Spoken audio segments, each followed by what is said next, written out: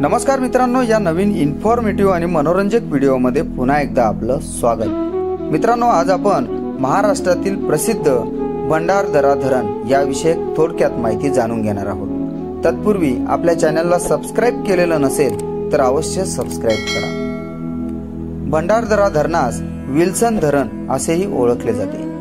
प्रवरा नदीवर हे धरण बांधण्यात आलेले आहे। जमीन सपाटीपासून हे धरण 150 मीटर उंचीवर आहे। भारताच्या पश्चिम किनारपट्टीवर अहमदनगर जिल्ह्यातील भंडारदरा गावात हे धरण आहे।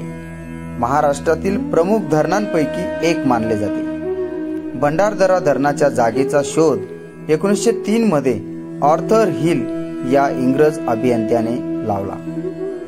सन 1910 साली या धरणाचे बांधकाम सुरू झाले, तर 1926 मध्ये धरणाचे उद्घाटन करण्यात आले।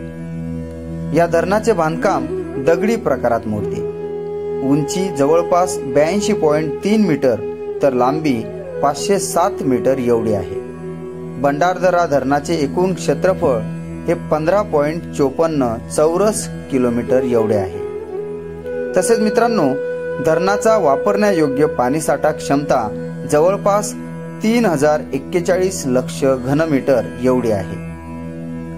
भंडारदरा धरणामुळे आसपासच्या परिसरातील एकूण 57,000 हेक्टर क्षेत्र ओलिताखाली आलेले आहे।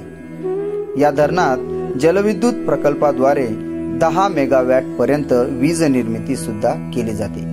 मित्रांनो, धरणाच्या 200 फुटावरील वॉलद्वारे पाणी नदीपात्रात सोडले असता ते खडकावरून खळखळत वाहत नदीपात्रात झेपावते।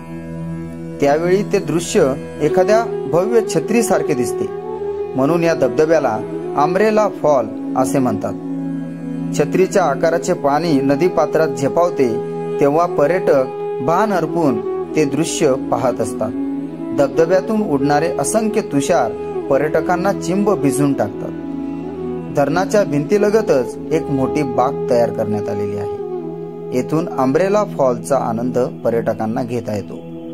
तसेच धरणाच्या सर्व मोऱ्यांमधून सोडले जाणारे पाणी पाहताना वेळ कसा भरकन निघून जातो ते कळतच नाही। धरणाच्या पाणी साठ्यात वर्षभर बोटिंगची सेवा उपलब्ध आहे।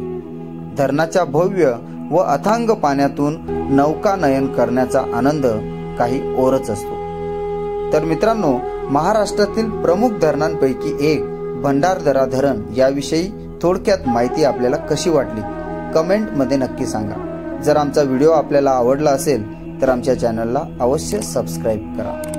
भेटूया अशाच नवीन इन्फॉर्मेटिव्ह आणि मनोरंजक व्हिडिओमध्ये। तोपर्यंत धन्यवाद। जय हिंद, जय महाराष्ट्र।